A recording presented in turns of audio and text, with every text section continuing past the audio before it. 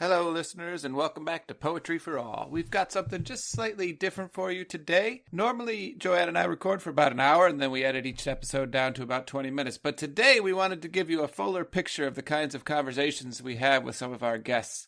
And so we have an extended version of our conversation with Rick Barot today. We think it's pretty incredible, and we hope you find it so too. So, without any further ado, here is episode 32. Hello, I'm Joanne Diaz. And I'm Abram Van Ingen. And this is Poetry for All. In this podcast, we read a poem, discuss it, learn from it, and then read it one more time. Today, we are delighted to have Rick Barot as our guest. Rick is the author of 4 collections of poetry. His most recent is The Galleons, which was on the long list for the National Book Award. And he is the recipient of fellowships from the National Endowment for the Arts, the Artists Trust of Washington, the Civitella Ranieri Foundation, the Guggenheim Foundation, and Stanford University, where he served as a Wallace E. Stegner Fellow and Jones Lecturer in Poetry. Rick, thank you so much for joining us today. Thank you so much for inviting me here. I'm looking forward to our conversation. Would you be willing to get us started by reading your poem Cascades 501? Of course. Cascades 501. The man sitting behind me is telling the man sitting next to him about his heart bypass. Outside the train's window, the landscapes smear by, the earnest, haphazard distillations of America, the backyards and backsides of houses, the backlots of shops and factories, the underpasses of bridges, and then the stretches of actual land, which is not so much land as the kinds of watercourses and greenery that register like luck in the mind. Dense walls of trees, punky little woods, the living continually outgrowing the fallen and decaying, the vines and ivies taking over everything, proving that the force of disorder is also the force of plenty. Then the eye dilating to the sudden clearings, fields, meadows, the bogs that must have been left by retreating glaciers, the creeks, the algae broth of ponds, then the broad silver of rivers, shiny as turnstiles, attrition, dispersal, growth, a system unfastened to story, as though the green site itself was beyond story, was peacefully beyond any clear meaning. But why the gust of alertness that comes to me every time any indication of the human passes into sight, like a mirror, like to like, even though I am not the summer backyard with the orange soccer ball resting there, even though I am not the pickup truck parked askew in the back lot, its 2 doors opened wide, and no one around to show whether it is funny or an emergency that the truck is like that. Each thing looks new, even when it is old and broken down. They had to open me up. The man is now telling the other man, I wasn't there to see it, but they opened me up. That's so great. You've said that a lot of your poems begin in a descriptive mode and then dig into other kinds of understanding. So the poem begins with a very simple sentence. The man sitting behind me is telling the man sitting next to him about his heart bypass. How do you go from that heart bypass to outside the train's window, the landscapes smear by, the earnest, haphazard distillations of America? That's an amazing leap. Can you talk a bit about that? I think that leap that you mentioned is a direct transcription of how my mind was working during that actual train ride. We should never assume that the narrator in a poem is the author himself or herself or themselves. But in this case, this is an autobiographical moment, in the sense that I was on a train and this actually happened. And I wrote down notes while I was on that train, thinking that I would write, once again, I would try to write another being on a train poem. But it did happen that I was sitting on this train and overhearing this conversation that was happening behind me. But I was also visually invested in seeing what was outside the window. So that the kind of tension or conflict that I was feeling within myself between, being pulled into listening intently to the conversation that I could overhear, but also focusing on what was outside. That leap that you mentioned, that's a kind of description of what I was feeling, that a part of me felt compelled to listen, but another part of me also wanted to block that out. The way we sometimes want to block out, when we are in a setting where we can't help but hear other people because, they're talking loudly or they're on a cell phone or you're in proximity and therefore can't avoid listening to them, and you don't really want to listen to them. And your mind has to, do what it can to take itself away from what it doesn't want to hear. So this poem is describing a little bit of that tension where I wanted to look outside, but I was also being drawn to things that were happening inside. I love that description because I think it highlights a tension that runs all the way through that we get back when you get to the gust of alertness. In some ways, that gust of alertness is interfering with your looking out the window. Like you don't really necessarily want to be overhearing the story, and yet you're kind of drawn to the story as such. And then you've got this long looking out the window. But even as you're looking out the window, the tension is built into what you see. So I love this back-to-back adjectives: earnest, haphazard, distillations of America. On the one hand, a thing that is earnest is very intentional. There's human molding of the landscape going on, and at the same time, it's haphazard. It's a force of disorder. There's a kind of plenty that is going on beyond any human intentionality or story or anything to it.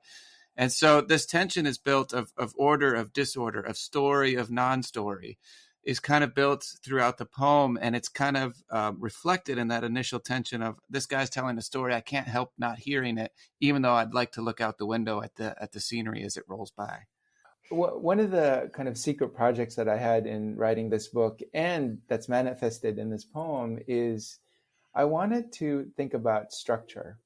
When I teach structure in poetry, my quick definition of structure is order of information.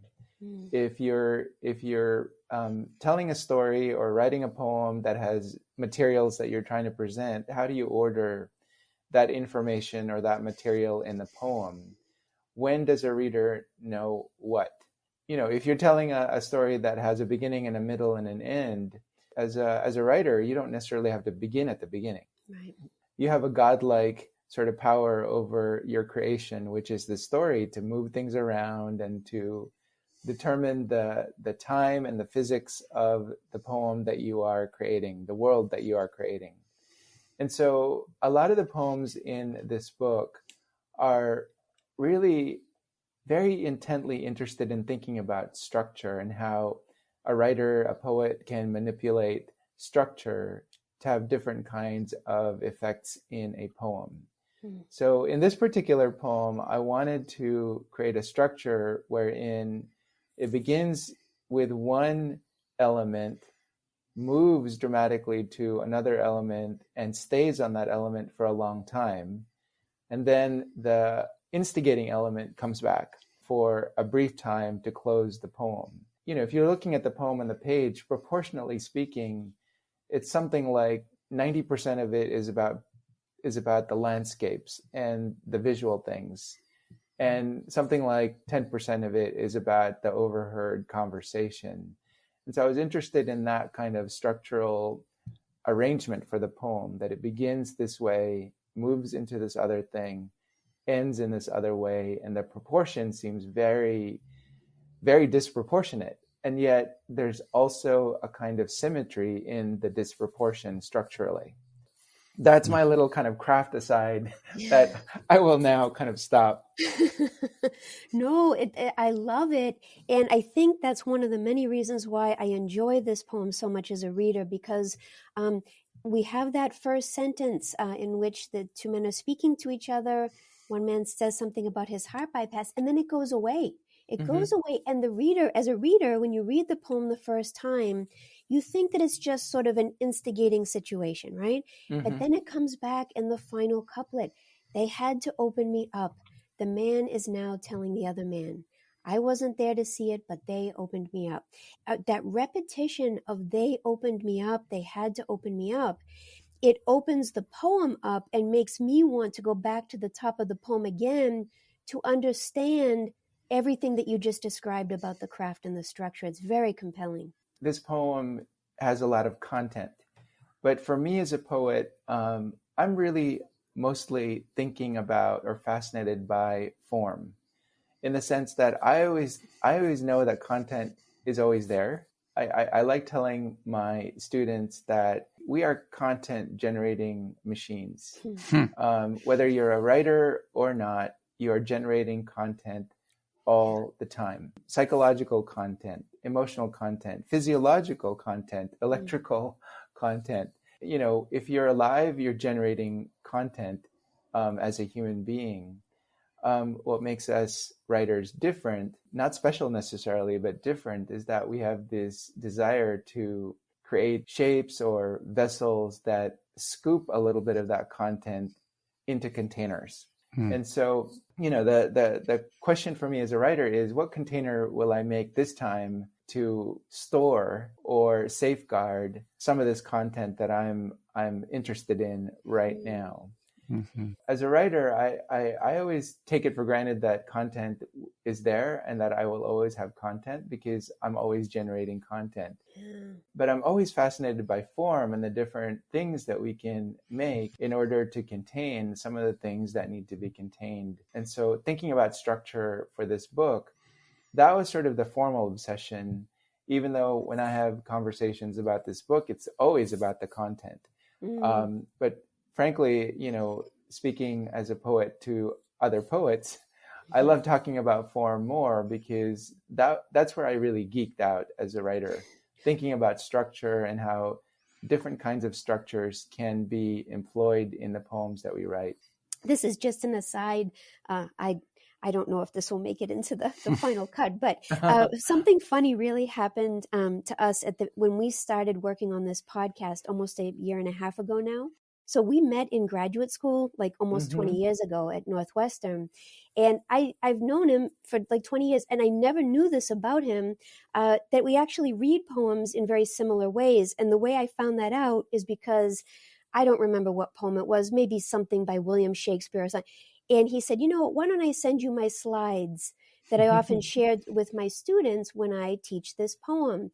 And when he sent the slides to me, each sentence was color-coded, and then he had isolated all the verbs, and then he had isolated all the nouns, and then there was another slide that isolated the adjective. I was like, uh-oh. And then he isolated the turn of the sonnet. And like, I do that too, but we had actually never discussed it. That's funny. You know, the reason I'm rambling about this is because, you know, you're talking about the subtleties of craft. When we read your poem, the first thing we did was highlight each sentence in a different color. And the reason I love doing that as a reader is even if the poem looks like it's a very uniform couplet following couplet, it's actually incredibly rich and varied because the lengths of your sentences are changing all the time. So you start out with two couplets that look like they're pretty straightforward. They're following sentence lengths. And then you get into these fragments, the backyards and backsides of houses, the back lots of shops and factories, the underpasses of bridges, and then the stretches of actual land. Each of those is an individual clause that kind of speeds up as the landscape speeds up within the speaker's field of vision. No? And I just love how further down in the poem, then the sentences get really long, especially that sentence that begins, but why the gust of alertness that comes to me every time any indication of the human passes into sight? And then it goes on for 6 more lines. That's incredible, you know? So I love the way the tightness of those couplets is juxtaposed against the variety of lengths of sentences and also those insertions of white space. And now I'm going to stop talking. Well, we're really getting into the geeking out. No, yes, we are. I love discussions about syntax because, as you mentioned, the poems in the book are in couplets, and that was a very early choice on my part. It was a very stubborn choice, just as a kind of a wild kind of challenge to myself. I said, why don't we make the whole book, in couplets? And thinking also about Yeats's idea of the fascination of what's difficult. When you create a difficulty for yourself as a poet, as a writer, you go into a kind of a problem-solving mode formally that really makes the work exciting. And as I said, content kind of takes care of itself, but form, you always have to attend to form. And so making a decision about the couplet very early on made me or activated all of these other questions for me about how can I create dynamism in the poems when I've created this restriction that is going to make the poem sound the same, look the same, move the same. The couplet has a kind of tyranny that I invited because I wanted to be resourceful and inventive in other ways in the poems. And that includes what you just said about syntax, where, if the couplet is enforcing a particular kind of energy on the poem, how can I use syntax to create countervailing energies, different ways of creating texture in the poem? And there are other poems in the book that use other formal means of doing that. There's a poem where I stop using punctuation. There's a poem where it's one sentence long. So that's another syntactical gambit that I brought into that confrontation with the couplet. This immovable decision that I made. How do I create variety and kind of formal thrill when a fundamental decision has already been made for me? Those who are listening will not have it in front of them to see, but where the lines break often contains a kind of surprise to it. There's a kind of mental shift that has to happen as you turn to the next line, even if you keep reading without pausing. And I love the kind of surprises that you build into the beginnings of new couplets. And so, for example, we have not so much land, but the kinds of watercourses and greenery that register. And then we turn to the next stanza and it says, like luck in the mind. That is not a simile I saw coming, right? Or a little bit later, proving that the force of disorder is also the force. And then we break and go to the next couplet. Force of what, right? Force of plenty. The force of disorder is the force of plenty. Or even another surprising simile, then the broad silver of rivers shiny as turnstiles. The as turnstiles is the new couplet. And so the line breaks are also being used for that element of surprise to turn us just ever so slightly, to begin us thinking down a different trail as well. In the first case, when you talk about the watercourses and greenery that register, and then that's where the line break is, like luck in the mind, that is how it feels in the mind to register these things out the window. And that the same thing happens with the next moment where everything is disordered and seemingly falling apart, and yet it also evidences the force of plenty. So how do we use form to support or emphasize or highlight or intensify content? Yeah. In your last book, Chord, you have this poem. The poem is a letter opener. And it says, the poem is a letter opener, and it is the letter that is answered or not answered. So it's both the letter opener and the letter itself. And I love that image because it also helps get away from the sense that there is a content that has to be deciphered, that there is only one content or one meaning. And in many ways, when I read this poem, Cascades 501, I think of it as actually a reflection on poetry itself. On the forces of order and disorder that go into the making of a single poem, the forces of plenty that seem to sort of overwhelm the poem itself, the kinds of multiple meanings that might emerge. And in many ways, what a poem offers us is a kind of truck askew in the backyard. And the reader is left wondering, what's the story here? And able then to attach it in different ways to their lives. And so it's a kind of delivery of a letter, but the reception of the letter is as important as the letter itself. I like what you just said, because it reminds me that one of the ways that I think about poetry and its role in the world is that it's a kind of recalcitrance against the ways that everyday life, capitalistic life, simplifies everything. The way we feel, the way we consume, the way we interact with each other. You know, we move through life with values that are sort of associated with efficiency and speed and sort of a kind of a quickness. But poetry, and maybe I include the poem that we're talking about now, Cascades 501, resists that kind of simplicity or efficiency. It demands of the reader a kind of slowing down and a full body sort of openness to the experience of the poem. We, for many of us, we move through the day using only the front part of our brains to get through the day. And a poem like this, you can approach it using just the front part of your brain, but that's a very unsatisfying sort of way of interacting with the poem, because you will be frustrated because you can't process the poem as simple information that you can extract and then move forward very quickly. It stops you, it makes you want to stop and ask, beyond the front part of my brain, how does the rest of my body feel with the experience that the poem is giving me? How do my feet feel? How do my ears feel? How does the back of my head feel? So it's a kind of a full body manifestation. And I think that's what poems are supposed to do, to remind us that we have these bodies that we live in, and spirits and souls that we own. And, to kind of be reminded of those dimensions of ourselves. But it requires time, it requires attention, and it requires a beautiful labor. Yeah, another reason I love your poetry in general, and this poem in particular, is because so often it feels like, to borrow from that famous quote, like a mind thinking. The poem is a mind thinking. And the poetic speaker in this poem does not speak, but there's a whole landscape within the mind as a result of the landscape that's outside of that window. And there's almost an ethical impulse then to imagine how many other worlds are in the minds of any person who may not even be speaking or interacting with you. And, to go to your question about, what is poetry for?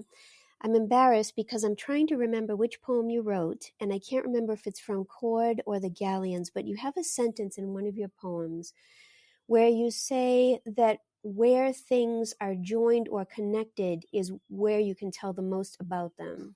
Oh, you know what? It's in this poem called Virginia Woolf's Walking Stick. Oh my God, I love that poem. Yes. And you may have to come back for another episode on that one.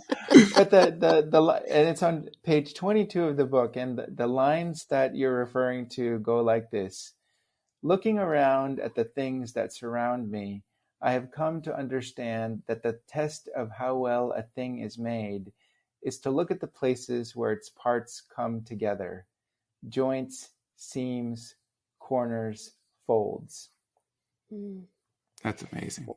It's an amazing sentence all by itself, but it's also an amazing sentence when thinking about how poems work, because as I hear you talking about this poem, we've talked about the sentence lengths, and I feel like whatever that connective tissue is between the stanzas, between the sentences, quite often the silence and the leaps that occur between and among the sentences is where a lot of the excitement occurs, because how you're joining seemingly disparate thoughts is what makes this poem exciting for me. We're going to go deeper into sort of the geek part of being a poet.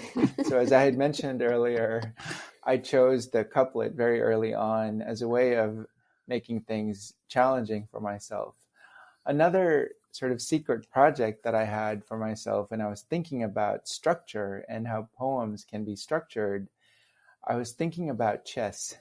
So I don't know if either of you play chess or know chess, but you know that every piece in chess has a different way of moving on the board, has a different concentration of power. Mm-hmm. So the pawn can only move forward and one square at a time, and the bishop is always moving at a slant. The knight is always creating this L-shaped motion. Mm-hmm. And then there's the queen who can do whatever the heck she wants. Mm-hmm. But there really was a part of my brain when I was writing these poems thinking, what about writing a poem that moves structurally the way a pawn moves? Or a poem that moves the way the knight moves with these swerving L shapes in structure? Or a poem that moves the way the queen moves, which is with absolute power and determination that is not circumscribed. So the Cascades 501 poem is doing a little bit of what a knight might do, where it does a kind of an L shape. Yeah. And then there are other poems in the book that are also doing these other kinds of moves that feel very jarring, but also inevitable at the same time. Well, hearing you talk also makes me think about, I think it was maybe David Kirby, the poet David Kirby, who said this, that for him as a poet, so much of his work, he feels like, is just moving the pieces around like it's a puzzle until it feels right. Mm-hmm. Right? So what you said about manipulating the narrative, not necessarily just creating a story that begins with A and goes to B and goes to C, but creating suspense and momentum through the rearrangement of some of those details, but also, the way you're imposing these various kinds of structures until they work for the poem you want to create.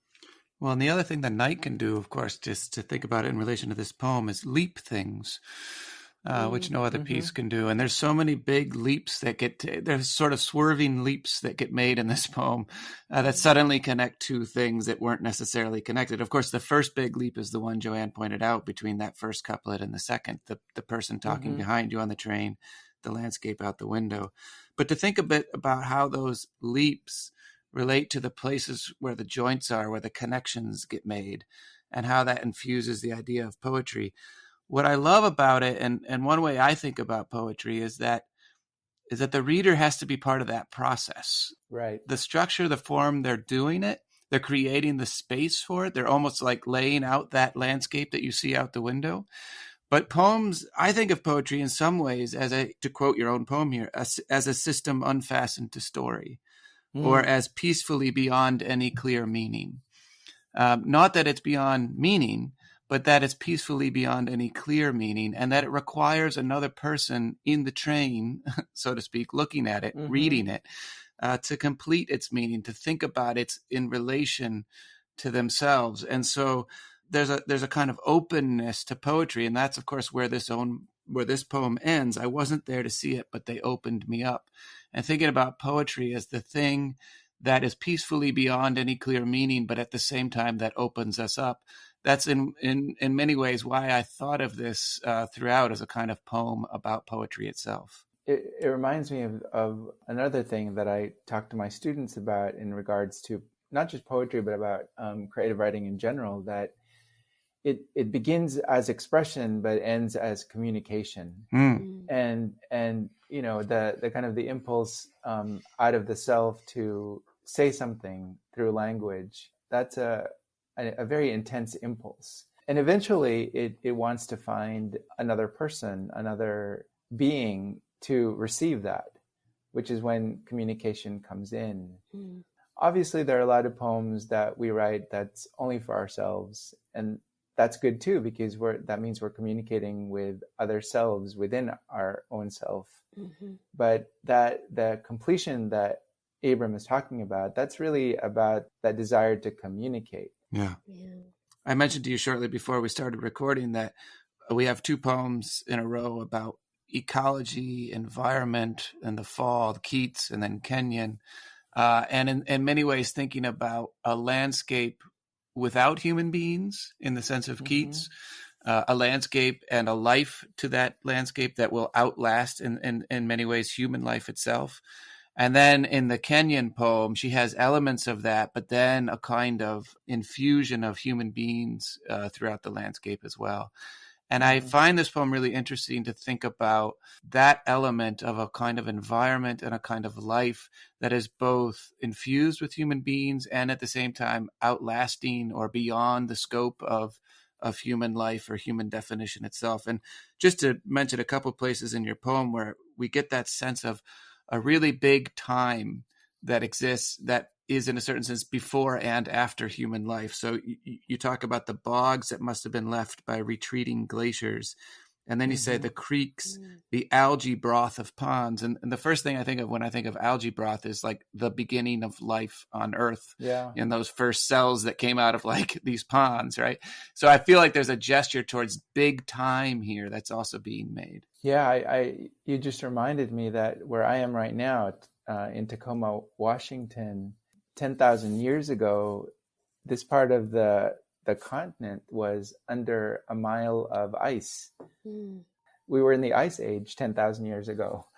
Right now it's in the 60s, it's temperate, it's cloudy, but and it's inhabitable. We can live here. But 10,000 years ago we could not. And who knows what this place will be like just 1,000 years from now. There's evidence everywhere that time is so much larger than the moment that we're in. Part of poetry's beauty is that it sort of illustrates this conflict or tension that I think is present between human time, which is linear, in the sense that a human being moves through time with a beginning, middle, and an end. And so there's a kind of finiteness to human time. But cosmic time or universe time is cyclical. It's constantly rolling over from season to season to season in a kind of endless way. And so that conflict between linear time and cyclic time, the kind of the pain that conflict creates for humans, that's what I think poems can illustrate, can show. And I think maybe this poem is doing a little bit of that, in the sense that there's evidence all outside the window of universe time, nature time, cyclic time, in juxtaposition with human time, which is the time of vulnerability, the man having a heart bypass, which points to the fact that we live in bodies that have a very finite amount of time given to them. Well, I think too, hearing you talk makes me feel like the poem, maybe the poetic speaker, is reassured in some ways by what you say about the insistence of nature to be itself and to insert itself with or without us. I don't know if reassurance is the right word, but our time here is limited, but the abundance and insistence of nature doesn't feel like it is. Do you both know that amazing poem by Louise Glick, Witchgrass, from The Wild Iris? I don't. Well, I would invite you to revisit The Wild Iris, which is a great book. Yeah. But there's a particular poem in that book. So the book is comprised of different poetic speakers.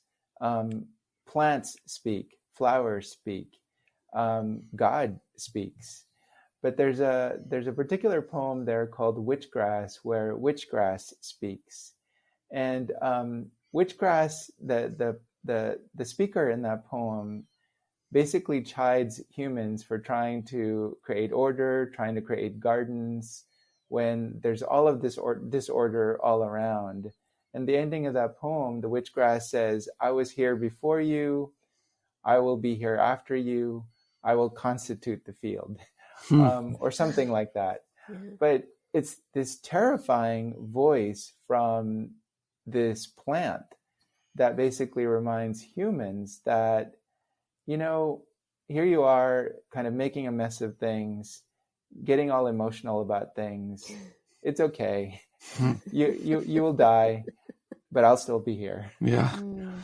It's this, this very powerful voice of nature that Glick has created in that poem. And so maybe that's one of the secret influences on this poem, because I do love that poem so much, that nature is there. It's, we are harming it, and yet it will still be there regardless of what we do. That dense wall of trees, the punky, I love this, punky little woods, the living continually outgrowing the fallen and decaying. Yeah, I love those lines. So with all that you've taught us about this poem, would you be willing to read it again, please? Sure. Cascades 501. The man sitting behind me is telling the man sitting next to him about his heart bypass. Outside the train's window, the landscapes smear by, the earnest, haphazard distillations of America, the backyards and backsides of houses, the back lots of shops and factories, the underpasses of bridges, and then the stretches of actual land, which is not so much land as the kinds of watercourses and greenery that register like luck in the mind. Dense walls of trees, punky little woods, the living continually outgrowing the fallen and decaying, the vines and ivies taking over everything, proving that the force of disorder is also the force of plenty. Then the eye dilating to the sudden clearings, fields, meadows, the bogs that must have been left by retreating glaciers, the creeks, the algae broth of ponds. Then the broad silver of rivers, shiny as turnstiles. Attrition, dispersal, growth, a system unfastened to story, as though the green site itself was beyond story, was peacefully beyond any clear meaning.